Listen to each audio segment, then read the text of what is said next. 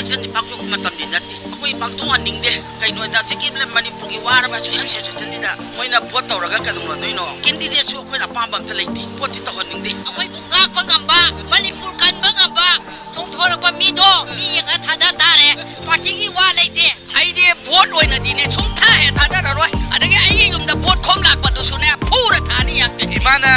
बाउगे भवमदा campaign खोम लाक मरु कोकनी हाइगेदना अदो सोइना कोबी गदे मागे युमदा कैंपेन खोम लासे इहाल हे हन लाकपा मिदो आई खूर थौराम तौरे प्ले सु लैरे कोकनी लाकनु कनाता वोट खोम लाकपिगनो वोट सुता थादरोय नाकंदा थाइदना मिसी मिना कैमता हंगक्त्रा कंदा वोट खोम ला इकाइना अदुगुमा मिदो मणिपुर प्रजा लाक खोइना के याम तुना ग्यान ताबिरकांदा हौगलै बैचाइ सुसु मुन्न वाखन तौबियो ने एमपी ओरमा तमदा करम्बा मिना मणिपुर की दमकता पार्लियामेंट लाउखिगे मणिपुर की दमकता हजिसे इरांग जाम कलिको हाइदि मी रेली केम तुसु नाम लैबनिना